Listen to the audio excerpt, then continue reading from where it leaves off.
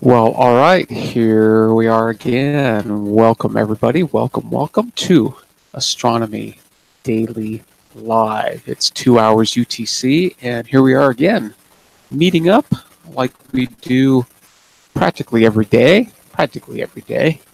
and get together out on virtual our virtual porch here, right? We've got our lounge chairs out and our consumables of choice here. So cheers. So welcome everybody. Come on in. Come on in. Join the crowd. Aha, I see that Bobby has made it to the panel. Hey, Bobby. You know, like always, I just finished with IBC Digital on the shortwaves. Cool. Very cool. I have to bring up the chat on my cell phone. All right.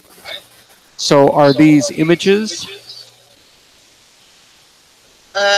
Yes, it's text and images. I can upload them to the Discord if you want to see them. Yeah, if you want to, that's fine with me. All right, I'm just trying to get the chat up right now, and I'll think about while I'm at it. I'm gonna go ahead and do that right away. Cool. Also, check the echo. I can hear it. Oh, the echo again. Echo. Okay. Okay, let me see. Good? Let's see. No, I can still hear it. Dang. Dang. Even if I turn it so low, I don't know why it's doing that. Ain't technology great? Yeah, no. Good? I can still hear it. I don't see any levelings on my microphone and stuff, so something's got to be wrong. Okay, well, we'll live with it. We have to, that's part of sort of being able to, live on this planet together, all of us, right? Is that we just sort of have to let each other be a little bit, be themselves. So, yeah, a little bit of echo, whatever. So, okay, yeah. The first image, the first file I am. Okay, I'm not. I don't know if it's going to do a. Okay, it's not going to do a. I don't know if it's going to do a text file and stuff. Okay. Well, go ahead and do it, and you think it's done? I just got to find where's it. Okay, so here comes the IBC digital text file. Cool. And all right. Well, awesome. So while you're doing that, I will just keep doing this, and that is Astronomy Daily Live. So welcome everybody. Glad you could come in either live or later. I know that there are a lot of later viewers, so a special shout out to all of you out there who are watching this sometime in the future. I hope the future is about as good as it is now, maybe even a little better. Who knows? So yeah, so hope everybody's doing well out there. I thought I would sort of start with this. This is a nerd show, right? Gotta face it, right? But the fact of the matter is that it's the nerds that are running the entire world, right? So we make it all go. So yeah, I'm just part of the majority. so no problem there at all. So sometimes, we have to nerd out a little extra, and so that's what I thought I would do, at least for the first few minutes here. One of the things that I started very, very early on this live stream was looking at the transcripts. YouTube automatically creates a transcript of this live stream and all the other ones. And so what I can do is I can write a little program to tally up the number of words and count how many of each word there is. Right? So you know, and that'll give me a pretty good indication as to, you know, what words I'm using and how often am I doing that. And that I think is pretty useful feedback, right? Because you know, there are certain words, certain concepts that you know, I want to sort of keep at the top, and sometimes I just don't, right? And so those kinds of things I can actually look at. So I have written such a program, and I'm just gonna for a couple minutes here, the first few minutes of this live stream, I'm just gonna walk you through that entire process. I'm gonna go to yesterday's live stream and grab the transcript, and we'll process it. There's a couple of steps in order to sort of make it presentable, and then we'll take a look. And there's some calculations we can do too. So yeah, I'm gonna share my screen, and let's just sort of nerd out here for a little while. And before you continue, I already got the IDC digital text file and a couple of images on the Discord. Oh, cool. Okay.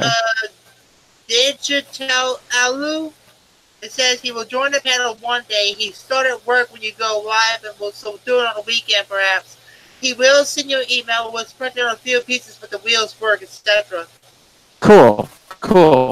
Yeah. You had a post picture printed. I think is that Mars Curiosity rover? Is that what that is? Yeah, pretty cool. All right, so here we go. And yes, you have an open invitation, you know, to come on in and talk about that. We can talk about anything, right? There's Tom and Scudder and Akawada in the chat. Hey there, you guys. Nice to see you. So yeah, we're going to nerd out a little bit here, and I'm going to look at the transcript from yesterday's live stream. So it's got to load here. So here it says open transcript. So that is going to put it over here. All right. So here we go. So what I do is I just copy the whole thing.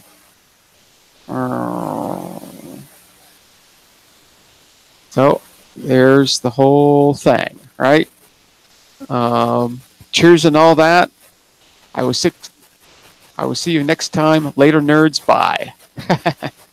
So those are the last few words that I said yesterday.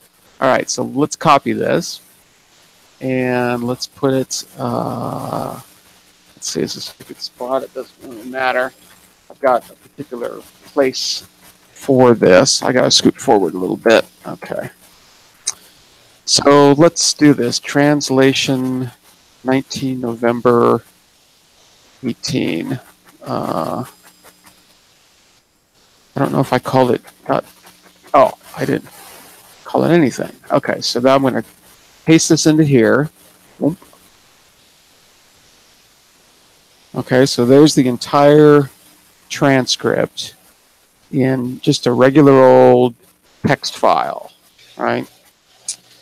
So then I run it through this program, which is a Perl script again. And this actually does tallying. So it'll count the number of words, the total number of words, and then it'll count, you know, how many of each word I actually said. So all the ands and all the thes and all the other words like astronomy, telescope, space, star, they're all going to be in here, right? So output to November 18. And then what I do, this is sorted in sort of the wrong way. So Unix has a sort command. I'm going to be doing a numerical reversed sort on column 2. And the input is going to be that, and the output is going to be output sorted, November 18. Okay, so let's take a look at this. Hopefully it turned out correctly. Yeah, okay. So, let's make this big. In fact, I can make this, I can make this even bigger. A little bit bigger. Let's see how much bigger I can make it. There we go. Okay, so at least according to the YouTube transcriber, okay, last night I said 7,007 words. What it identified as words. Now some of those words turn out to be numbers and you know some pretty strange things. But so here's the count for each word. So in yesterday's live stream, I said the word I 258 times. That's really astonishing, right? I said the word the 197 times. And so we can go through this list, right? And at first it's all sort of like pretty normal words, right? But let's look and see I always like to look and see what the first sort of science word is, or like astronomy. Okay, and so far I'm not really seeing anything like that. So here, do well, have air, cool. Yeah, wow. I said cool 35 times yesterday. Wow, that's cool. Okay, really they... here we go. So I said star 29 times. So that's pretty cool. I like to see, you know, those kinds of words with pretty large counts, right? So star, let's see what the next one is. Going with there, these about way kind, wow, probably Nightbot I said 15 times. That's kind of interesting. Interesting that it caught that word. Flare. Yeah, flare is an astronomy word. So, but 14, right? That's so where's astronomy? Look at that. I said the word astronomy 4 times. That's bad. Yeah, and that's the only astro word I used. So wow, I only said astronomy 4 times yesterday. Said daily twice. And I said live stream once and live 6 times. So yeah, I can't believe we even say LDS once. LDS. There it is. 1 time it says. I think we said it more than once. Yeah, something's wrong with your script. Yeah. So, yeah, you know, I don't think that this is entirely accurate at all. For instance, okay, here's one that says H8. H8? Is that like hate? I don't know. Um,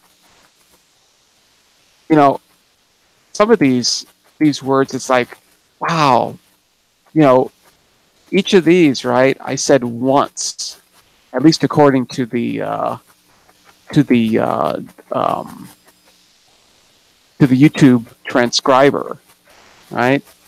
Died, destroyed, decibel,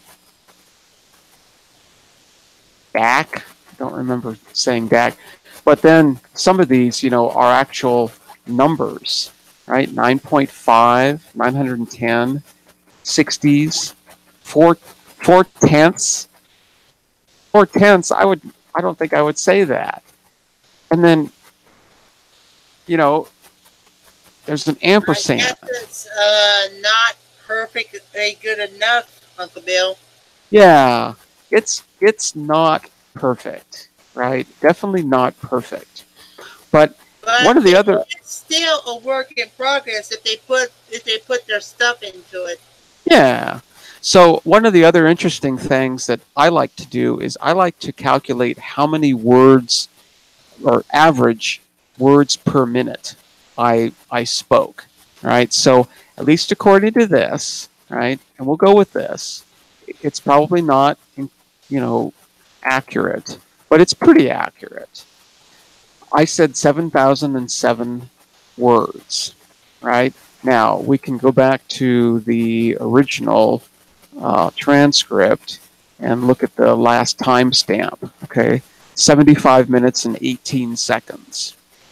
All right, so 75 minutes. I've grabbed my handy dandy calculator, which is always at arm's reach. And I've punched in 75, and I'm going to multiply that by 60 to get the number of seconds. And then I'm going to add 18. So that's 4,518 seconds. Okay? So if I divide that into the number of words, then I will get the number of words per second that I said, at least on average. And that works out to be 1.55. So I'm saying about 1.5 words per second, which I think is a little slow. I did the other day. I was nerding out again, and I did the latest. Well, I went over to the Weekly Space Hangout, and I grabbed the transcript for the latest one, where Morgan Renberg was the host. So just a couple days ago, and I ran that through, and this is what I got there. I think this is it. Okay, so 8,211 words were said, and we'll look at this again. The word "the" was said by far more than anything else, for sure. I was down at 92. Huh. So where's the first sciencey word or astronomical word? Ooh, universe. So universe came in at 38 times. That's pretty good. That's not too bad. Book, well, that makes sense because they were talking about Paul Sutter's new book, so that makes sense. Planet, 27 times. That's not bad. Yeah, that's not bad at all. So, okay, 8,211. Let's take a look and see how long that took. 54 minutes and 56 seconds. Okay, so 56 times 60 plus 56. And then we're going to divide that into 8,211. So wow, that's 2.4 words per second. So almost twice as fast as what I'm speaking. on What average. is the normal speed of a word? I don't know. See, but this is where it gets okay. And here I'm going to get back to. I'm going to stop sharing because this is where it starts getting really nerdy, right? Is that well? Look, for all these months, right? I've been actually collecting data, right? I can actually go back and grab all of these transcripts, all of them, and run them through, and you know analyze them in different ways. It's data, right? It's actually maybe sort of interesting data. I don't know. So what I have to do if I want to do this is I'm going to have to collect all that data because I don't have it. I've got a few, um, but yeah, I mean, it would be really interesting, I think, to do some kind of analysis on all of this data, and then do a similar analysis with sort of the same, at least on the order of magnitude, same volume of data, um, and see what the differences are.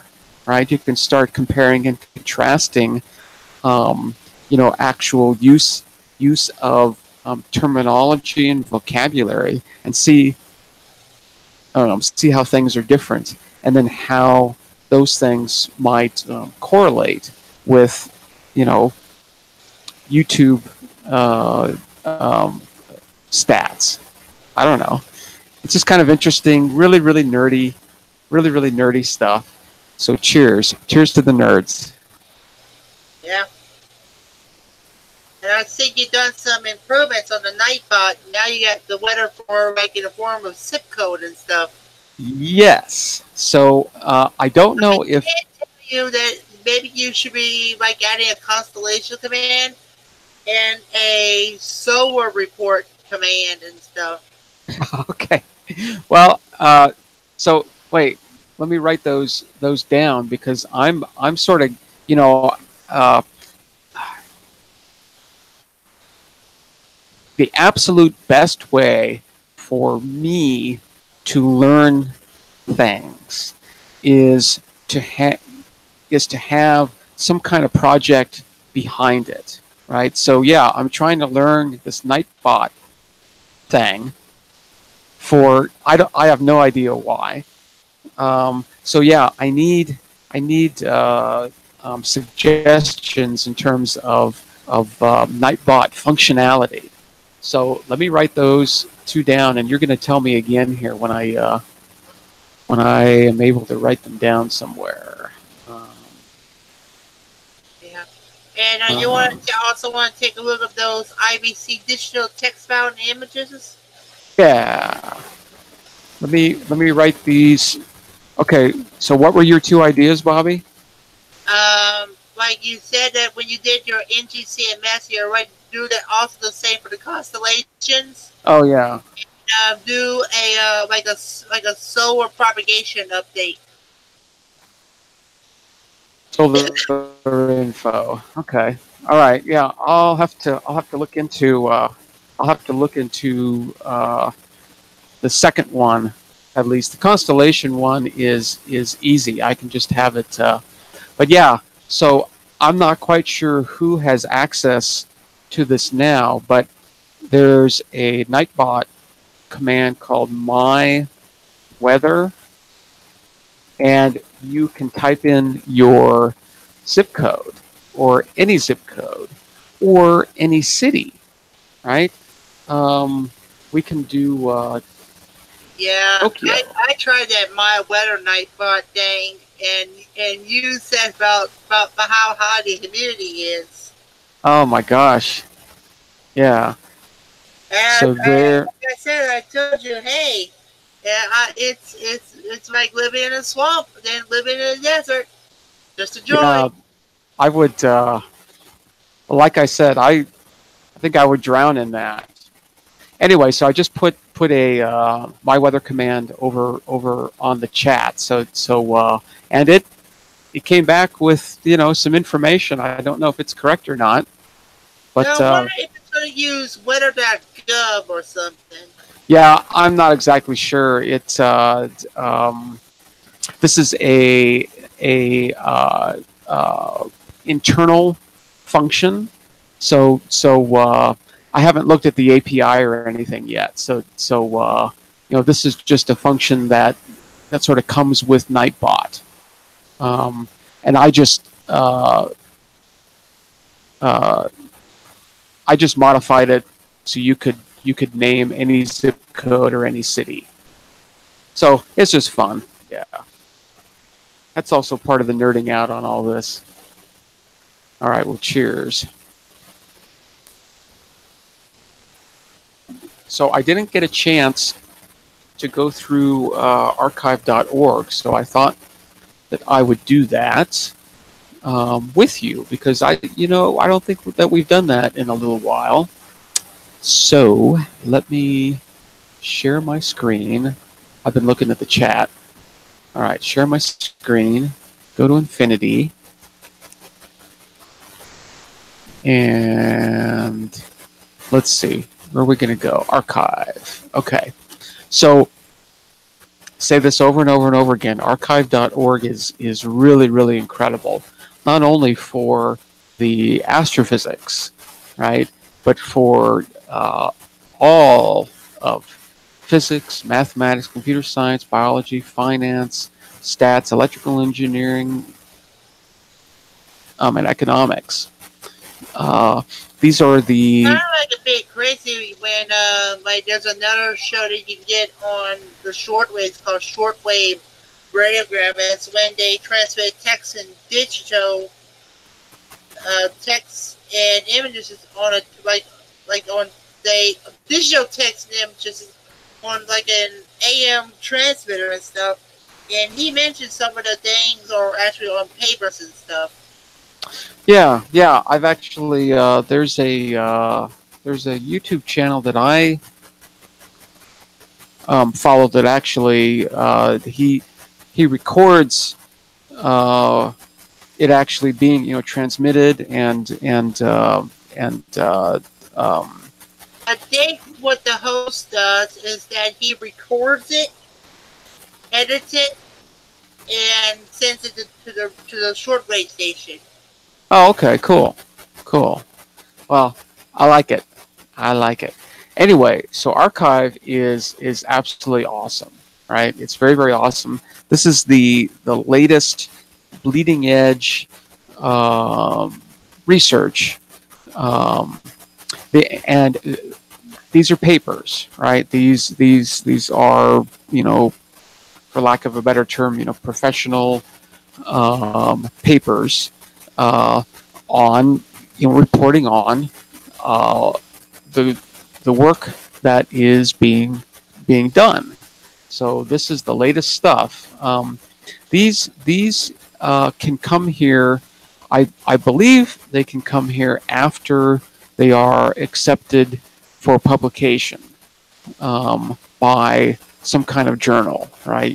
Be it the Astrophysical Journal, the Astronomical Journal, Nature, monthly notices of the Royal Astronomical Society, the publications of the Astronomical Society of the Pacific. There's a bunch of publications, right? But once they're accepted for publication, it takes a little bit of time to actually get them published, and I mean like hard copy. But the electronic version, of course, is ready, right? It's done. So they usually call that a preprint. So that's exactly what the name implies. It's a publication prior to printing. So yeah, weird terms. So these are all what I would consider preprints, at least the newest stuff. And each and every day, every weekday, archive.org gets updated, and it usually happens around 1 hour UTC. Sometimes it's a little bit earlier than that, sometimes it's a little bit later than that, but my guess is that they sort of aim for 1 hour UTC.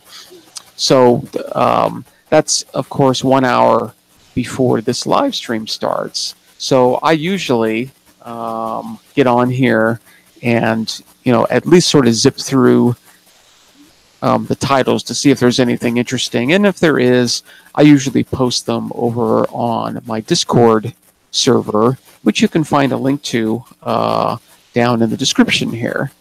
And that's a great community as well. So yeah, very, very awesome over there. It's fun to post things there. I've got a bunch of different channels. You can usually find sort of a slot for your topic, and if you don't, put it wherever you like. That's fine. We're easy here. So let's take a look at the bleeding edge in astronomical research. So this will be for let's see, I've got to update it. Watch, this will change, I hope, from Monday to Tuesday. Here we go. Ready?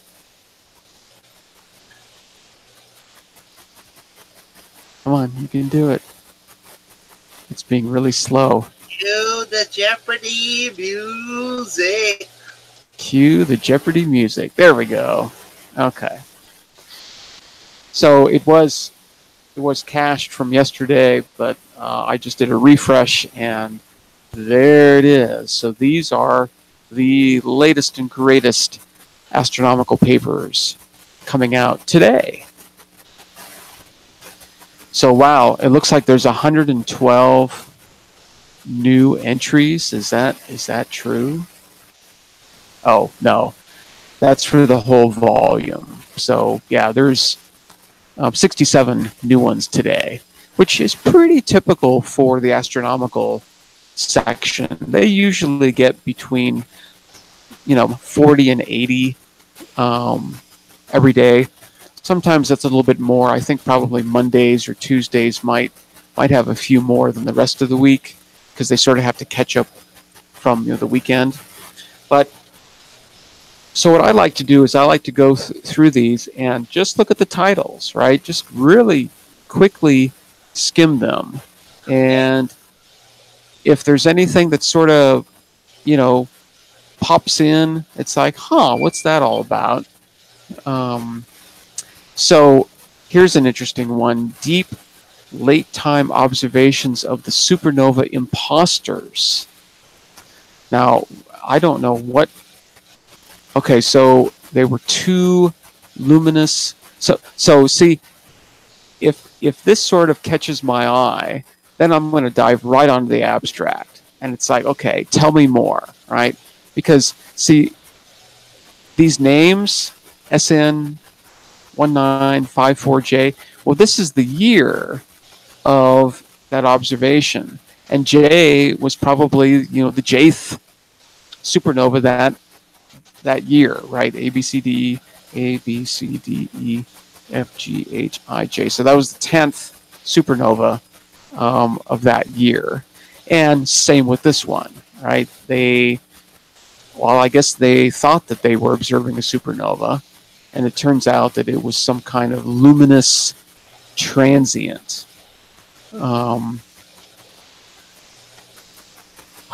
Definitive classification as either non-terminal eruptions or supernovae. So, yeah, was it a big flare, or was it a supernova?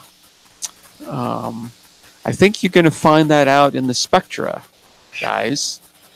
So because the spectrum of a supernova is going to look totally different, I would think, than some kind of eruption. So let's see.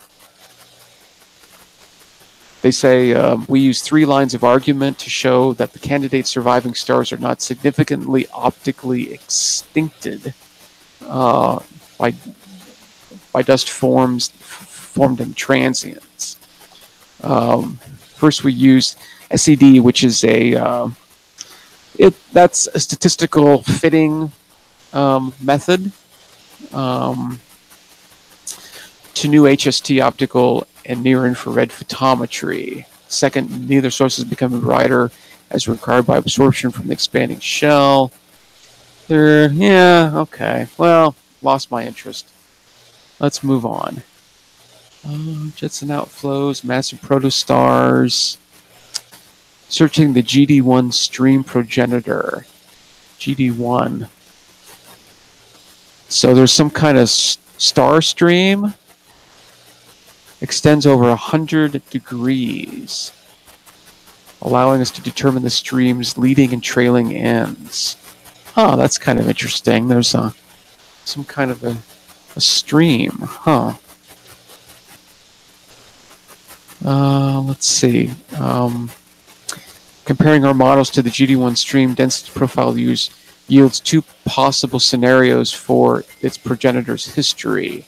The progenitor reached dissolution approximately 500 million years ago during the cluster's last paragalactic pass. Okay, so they're calling it a cluster of stars that's been spread out. Huh, okay. Well, kind of interesting. You know, it always just astonishes me what people are working on, right, and what they're thinking about. And you know, this isn't like simple thinking either, right? This isn't like a grocery list or something. This is like really, really hard stuff. All of this is just insanely hard. But they're having a great time, I guess. Let's see. Compressed magnetic field in a magnetically regulated global collapsing clump. Huh. Experimental testing of scattering polarization models. Gamma ray emission from molecular clouds. An orbital window into the ancient sun's mass. So models of the sun's long-term evolution suggest that its luminosity was substantially reduced 2 to 4 billion years ago, which is inconsistent with substantial evidence for warm and wet conditions in the geological records of both ancient Earth and Mars. So typical solutions to the so-called faint young sun paradox consider changes in the atmospheric composition of Earth and Mars. And while attractive, geological verification of these ideas is generally lacking, particularly for Mars. Huh.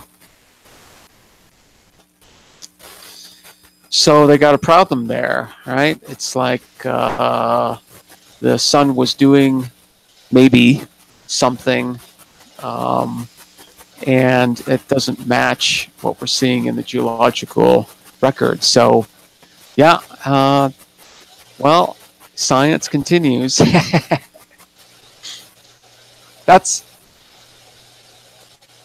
I wonder if this is sort of a satisfying paper to write, or if it's sort of frustrating because we just don't have really a clue, right?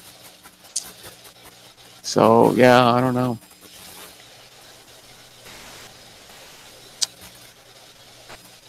Distant comet C2017 K2 and the cohesion bottleneck.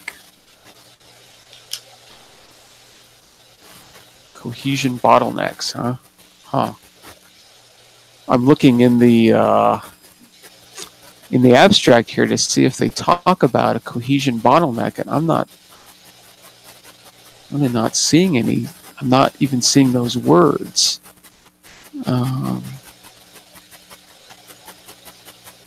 Huh. Okay. Well, I'm going to move on. We're almost halfway through these. So let's see. The Hipparchus Gaia catalog of accelerations. So this paper presents a cross-calibrated catalog of Hipparchus and Gaia astrometry to enable their use in measuring changes in proper motion. So accelerations, nice. So instead of just measuring Now, velocities, just out of my curiosity, can Stellarium can and will get information from Gaia database too? I think so. I think so. I don't know.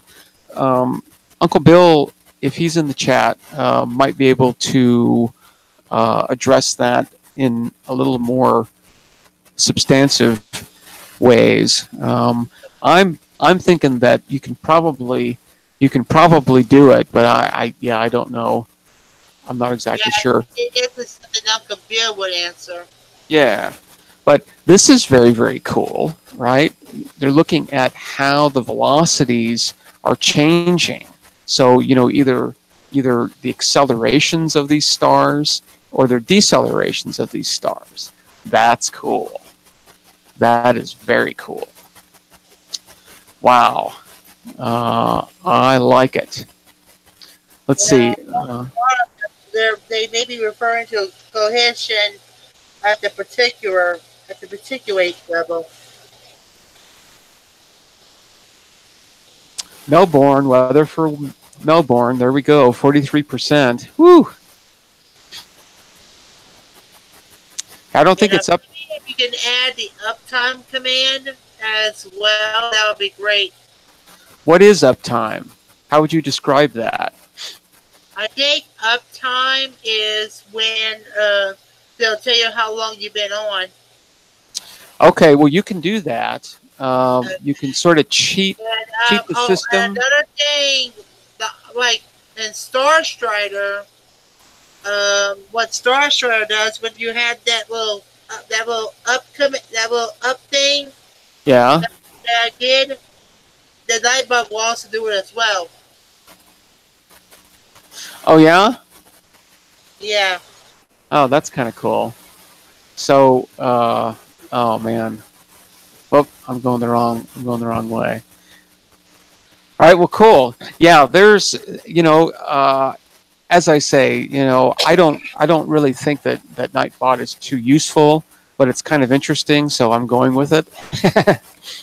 But I think this is very, very cool that they're going to be able to measure accelerations of these stars. I think that's very cool. And so the same guy, right, also got together with a couple other dudes and wrote another paper, right? So precise dynamical masses of directly imaged companions from relative astrometry, radio velocity, and these accelerations. Very cool. Let's take a look at it. I was wondering if Nightbot gave Nightbot the BAM hammer too. Oh, I probably could. And maybe someday I will. You never know. It's good to be king.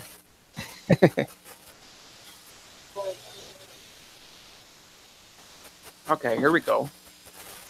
Okay, Uncle Bill Durr, and I'm going to guess that Gaia data won't go into Stellarium directly, but will eventually get there via other calibrations and uses, such as Sinbad. Yeah,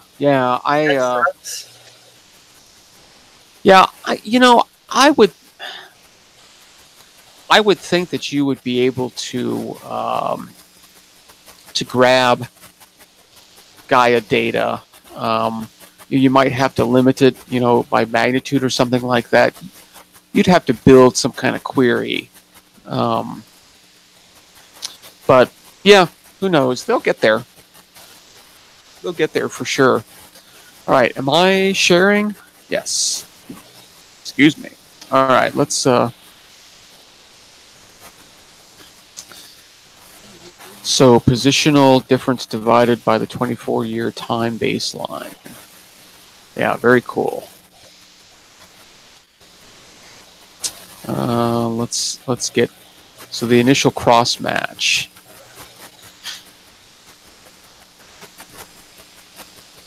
Okay, so they're just saying that, interestingly enough, not all the stars matched in both catalogs, right? There's Hipparchus and then there's a Hipparchus DR2. So yeah, anyway, kind of interesting. Let's see, we're not going to get into a lot of this. It's sort of beyond the scope of this reader.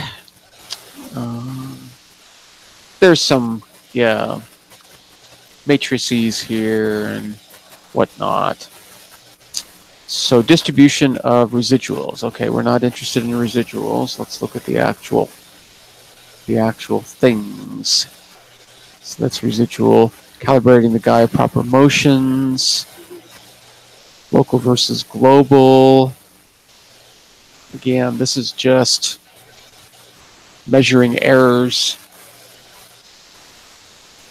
Okay, this is kind of interesting. Hammer projections in equatorial coordinates of the regions that we use for our local fits. Oh, okay. I'm not quite sure what a hammer projection is, but I guess those are two examples of hammer projections. I don't know what that is. Here we go. So local offsets between Gaia data release 2 proper motions and the scale positional differences between Hipparchus and Gaia. Ugh, that's complicated.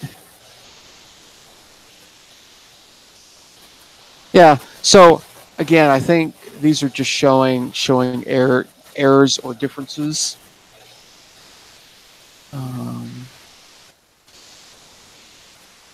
Let's see. Okay, so here. Okay, so I guess how I'm interpreting this. Let's see. Residuals. What's in the region? Particular high offset. So the top left panel. Top left, this one, shows the results of no cross-calibration. The right top panel shows the results using a global fit given in Table 1. Okay, that's not... And the lower panel shows the results after applying a smooth local fit derived in Section 8. So the widths of the lines are proportional to their inverse variances. All right. Stars with more than an 80% posterior probability of being outliers in our Gaussian mixture model are shown with thin red arrows, regardless of their formal variances. Wow, okay, so this isn't showing what I thought it was going to show, but okay. Yeah, that's a little over my head. When it's supposed to be Gaia DR3. It's coming in I think in a few years. Yeah. They're taking the data now, in fact. Right, what I'd like to see is like some accelerations, right? I'd like to actually see stellar accelerations. Okay, well here's some. So they don't have them all, of course.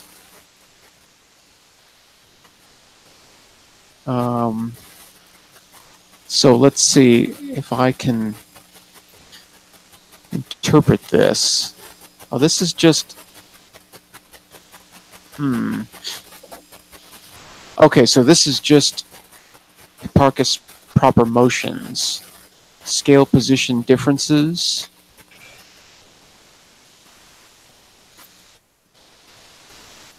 DR2 proper motions. Well, that's not giving me any joy, though. I want to see accelerations.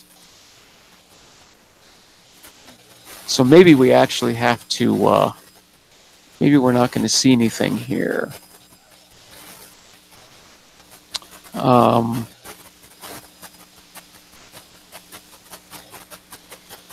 Gaia, proper motion, parallax. Where is the acceleration?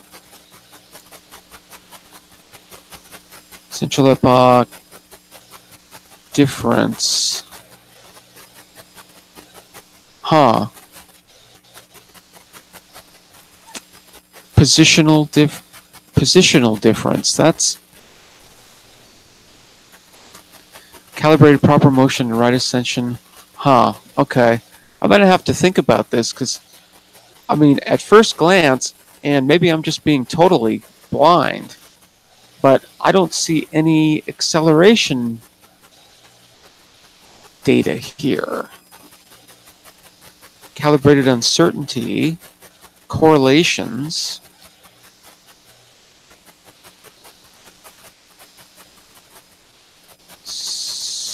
Yeah, see, because all of these, I mean, an acceleration would be milliarc seconds per year, right? You would have another, instead of this being a -1, it'd be a -2.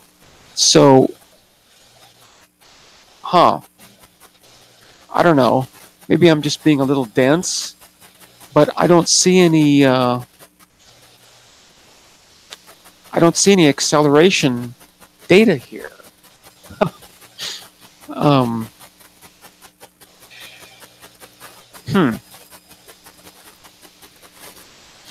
Well, not quite sure. I'm hoping that I'm just being a little bit dense and not really understanding what I'm seeing. That's the most likely thing. But okay. Well, it's pretty cool anyway, and apparently it can be done. And that's kind of neat, right? Because if you can get a sense for the acceleration, how these objects are changing velocity, you get a better sense of sort of the dynamics of this whole thing. You know, that they aren't necessarily moving in straight lines at the same speed, right? They're changing speed. And we know that the only way that they can change speed is because they're feeling some kind of force. So, yeah, kind of neat. Kind of neat. I've got to say that I would expect that these accelerations, whatever they are, have got to be pretty small, right? But heck if I can see any of them in this paper. So, I don't know. I'm probably just being dense. Probably just being a little bit dense. Let's keep going here because we're not even halfway. But this is sort of what I do prior to the live stream. I just sort of go through archive.org and see what's new. There's always something new. I mean, here's all these papers are new, right? Lots of new stuff always going on. Lots of really interesting work. I mean, if it's blasting over my head, it's got to be, really, really amazing. So a new generalized differential image motion monitor. That's kind of cool. I actually developed this kind of thing. I think I've talked about it a couple times. And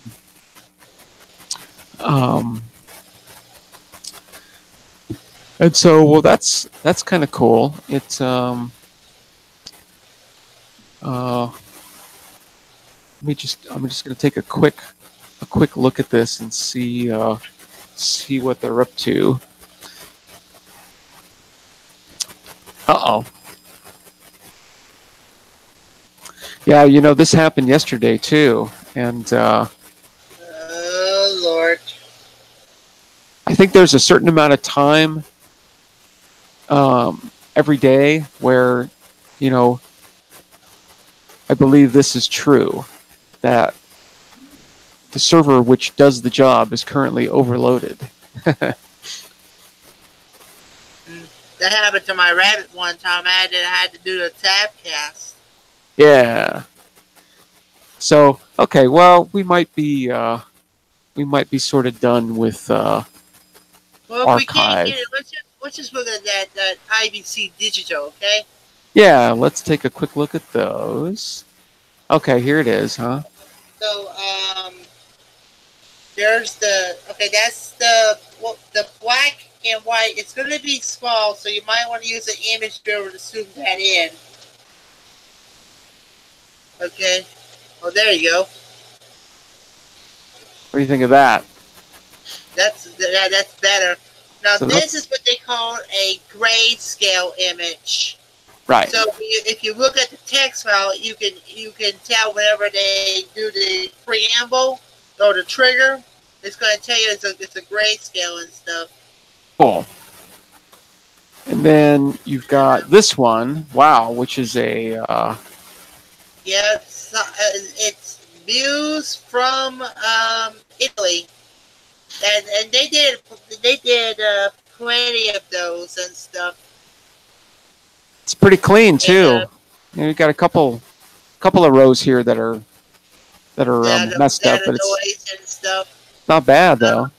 Now this is actually was not done with my SDR. It was done with what they call a Kiwi SDR, and they got like maybe 150 of them all throughout the world that you can listen to. And cool. Am I sure? sure? Yeah. Yeah, nice. So this is taken from a satellite that's going overhead, yeah? This is not satellite, it's shortwave. Oh, shortwave. Okay, I gotcha. Okay. Yeah, it's not satellite at all. Okay, so where it's not, when it's called you did hear about FL Digi, right? Yes. Okay, this is actually was captured with FL Digi, not. Whoop! I lost you there, Bobby. Oh, I think we lost Bobby, or maybe I lost it. No, I didn't. Bobby, lost your audio. Lost your audio. Well, cool. This is very, very cool. Yeah, feel free to share these anytime you want. And okay, like I said, the FLG, oh, yeah. The encoding uses the MFSK32, which is one of the common typical modes that they actually do use. Now, on shortwave radiogram, the host does MFSK64. So, but like if you do like MFSK16, MFSK32, or MFSK64, or MFSK128, you might have higher quality images, but you may suffer with faults that there's going to be a fade. Yeah, interesting. Well, cool. That's one thing you gotta look out as you are doing it. Yeah, neat. And all right. I hope you got the text file as well, so you will know about how it's done and stuff. Yeah, I see that. I see it. Well, cool. Well, you may have noticed on the Discord that I added a new channel. I'm calling it merch, and so yeah, I like that too. I hope you can make a killing out of that. Well, here's how it is, right? These postings that I made are from a place called Redbubble, right? And they can put your stuff on, shirts and mugs and laptop cases and shower curtains and stickers and all of that, right? And that's very, very cool. But I got looked at like bedspreads, and they talk about they want money out of that. I was like, what the heck? Yeah, well, that's exactly what I was going to talk about, and that is, I have a coworker who is all set up um, to make T-shirts. He can make mugs.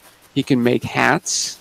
Um, there's a few other things he can do. So yeah, I think that Redbubble is extremely overpriced.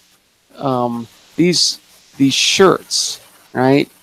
These shirts here, right, are something like $27, right? That seems a little extreme, right? But I think like $27 for a shirt is like it's kind of a bit okay and stuff, but yeah, but still way pricey. My point is that if anyone is interested in any of this, go over to Redbubble and take a look at what I've got over there. But tried the shirt that says, "Can't somebody else just do it?" Yeah, but if you want any of these, like on a shirt or a mug or anything, let me know, because I can get you a better price, much better price. So these are just examples, right? These are just, to allow you to sort of look at something. So yeah, I'm gonna take that dive a little bit and see where all this goes. And, I don't think you did downloaded that text file either. What's that? I don't think you never did downloaded that text file on the live stream chat channel. Oh, I don't think I have yet. No. Do I need to do that? Yeah. Let's see. Is this going to... Oh, there it goes. Download it there. Take a look at it. Maybe. There it is. Yeah, there it goes. There you go. Cool. Now you can see like how they do the preambles, how to tell us grayscale and stuff like that, and they'll tell you what's going to be in that photo as well. That's what I like about that. Yeah, cool. Very cool. Very cool. And you can see it does like an automatic thing, so you don't have to change the modes and stuff. Oh, nice. Yeah. Cool. All right. Well, hey, I'm noticing that it's just a few minutes after the hour, so I think I'm going to get out of here for today. We didn't actually get a chance to touch on Barnard Star.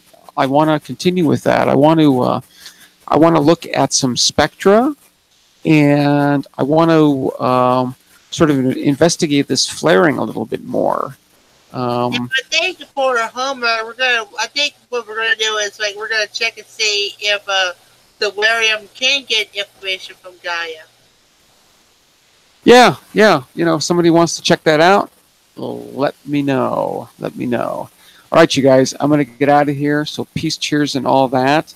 I will see you in one spin, a little less than one Earth spin.